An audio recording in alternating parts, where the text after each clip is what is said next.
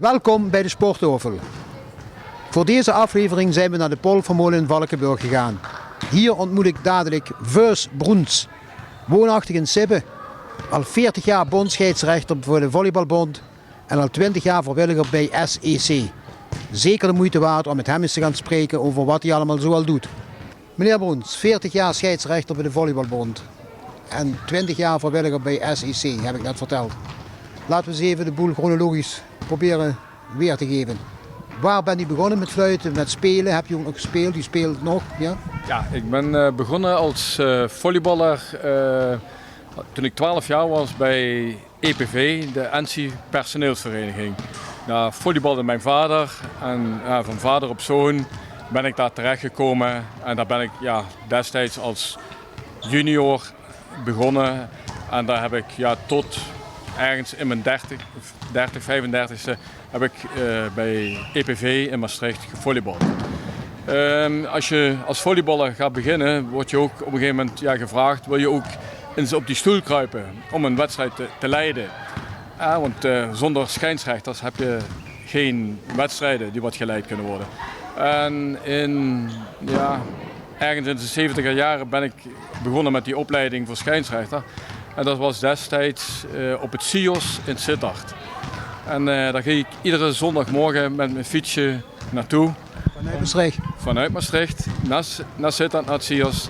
Om daar de opleiding tot scheidsrechter te volgen. En dat ging toen echt in praktijklessen met training, zelf wedstrijdjes spelen en dan zo'n wedstrijd leiden.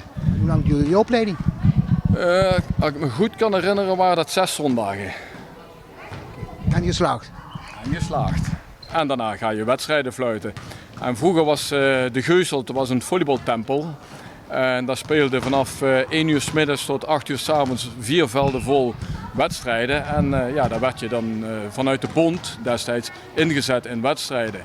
Nou ja, en het kwam ook wel eens voor, daar zat altijd een persoon van de bond die wat wedstrijden deed coördineren.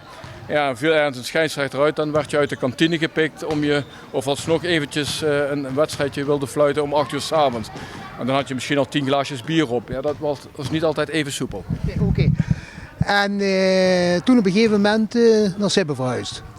Ik ben getrouwd en inderdaad in Sibbe gaan wonen, ja. Dat was in 1986. 30 jaar geleden, dus meer 35 jaar geleden al. Ja. En toch nog in Maastricht blijven volleyballen aanvankelijk? Of? In de eerste jaren wel heb ik in Maastricht blijven volleyballen. En aangezien wij destijds op een redelijk niveau hebben gevolleybald, werden de zaterdagen, reistijden. Je moest helemaal naar Noord-Limburg of een stukje Oost-Brabant. En de kinderen zijn gekomen als je getrouwd bent. En dan ging er best wel veel tijd in zitten. En toen heb ik op een gegeven moment een stapje terug gedaan. Wel in Maastricht nog blijven volleyballen, maar op een gegeven moment ging veel tijd in het gezin zitten. En toen ben ik een tijdje gaan voetballen. Maar uiteindelijk toch altijd als scheidsrechter aanwezig gebleven. Dus, Wel blijven fluiten, ook terwijl je in het voetballen was? Ik heb af en toe nog eens een wedstrijd toen in die tussentijd gefloten voor de vereniging waar ik lid van was toen, of was geweest. En toen op een gegeven moment naar SEC gekomen? Ja, omdat het voetballen, dat net vertelde, dat lukte niet meer zo. Ik kreeg last van de Achillespezen. De kinderen deden volleyballen en daar kwam ik mensen tegen die wat ik uit de volleybalverleden kon. En die begonnen toen te vragen, heb je geen zin om weer te komen volleyballen? En zo is het balletje weer gaan rollen en dan ben ik bij SEC weer begonnen. En eventjes nu alvast verklappen, u volleybalt nu zelf nog? Ik volleybal nog altijd. En daarop, hoe oud? Ik ben nu 59 jaar. Zo. En hier op het eerste elftal van derde klas? Nu nog altijd eerste elftal, derde klas. Maar ik heb nog vrij lang op Heren 1 op tweede klas niveau en eerste klas niveau gevolleybald. En nu even terug naar het scheidsrechter, want dat was toch eigenlijk de hoofdtaak. Leuke herinneringen aan het scheidsrechter? Leuke herinneringen inderdaad. Er zijn altijd ludieke wedstrijden, wat ik al zei net. Hè. In de Geuselt werd je op een gegeven moment uit de kantine geplukt en dan had je wel een paar biertjes op.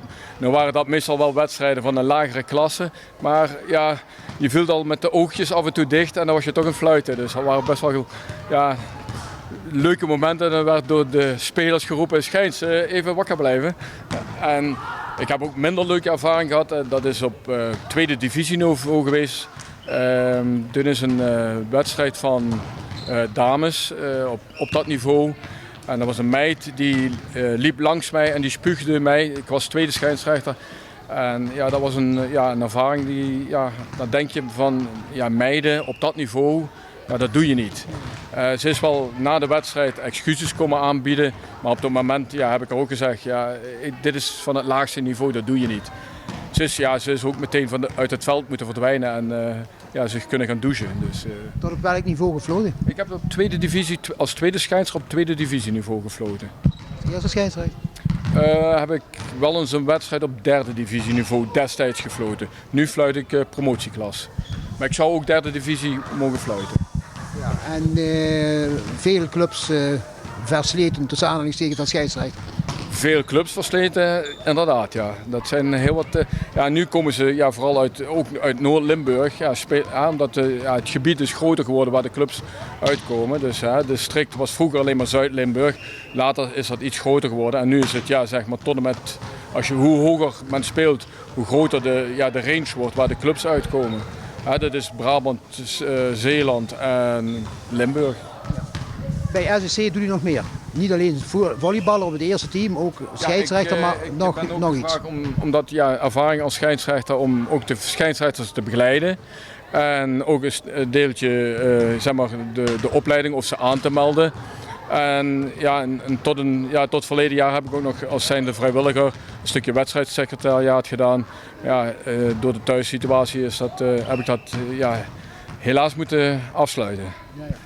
Maar wel nog scheidsrechterscoördinator. Gewoon scheidsrechterscoördinator. Vooral even kijken welke mensen we kunnen opleiden. Om ze toch op een hoger niveau te krijgen. Want ga je met teams hoger spelen, moet je ook scheidsrechters op een hoger niveau hebben. Want je hebt een bepaalde licentie. Dan mag je tot en met de derde klas fluiten. En dan een licentie tot en met de tweede klas. En zo bouw je dat op. En wil je toch een bepaald scheidsrechterskorps hebben, zul je mensen moeten opleiden. En dat bestaat vooral, ze moeten dan wedstrijden fluiten op dat niveau en ik beoordeel dan of ze dat goed of redelijk gedaan hebben en dan wijzen op een fouten. En wat voor type scheidsrechter is First Bruns? Standvastig, vrij rustig. En ik zal me nooit laten verleiden tot bepaalde uitspraken tijdens een wedstrijd of zoiets, of me laten beïnvloeden. Ik blijf gewoon neutraal, want ik ben zelf een speler en het is niet onsmakelijk als daar een scheidsrechter zit die wat echt tegen je fluit en je tegenpartij dus echt bevoordeelt, zeg maar de thuisfluiter. Want uiteindelijk koop je daar niks voor. We zijn bijna aan het einde van het gesprek. Maar we hebben nog een verrassing. Dat hebben we ingebouwd en daar weet u niks vanaf, maar dat is ook niet erg. Ik zou eens even willen vragen, Ruud Jansen, kom eens even langs. Ja, ik kom er even bij eerst. Oké. Want dat jij 40 jaar fluit is natuurlijk voor ons een heel fijn gegeven dat je dat al zo lang doet voor ons.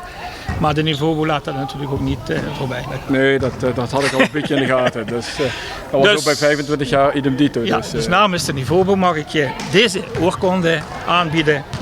Met dank namens alle volleyballers die je hebt gefloten. Dus dat is één. Dankjewel. En daar hoort nog iets bij, dat weet je hè. Ja.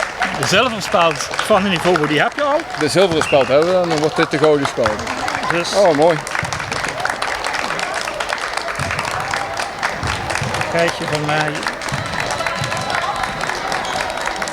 Nou, sorry dat het even duurt. Dan geef ik dat natuurlijk niet los. Hè. Ik doe het even zo. De gouden speld krijg je namens de Nivobo. Ja. Dankjewel allemaal. Ja, dankjewel. Oké, nou, de laatste woorden zijn jou.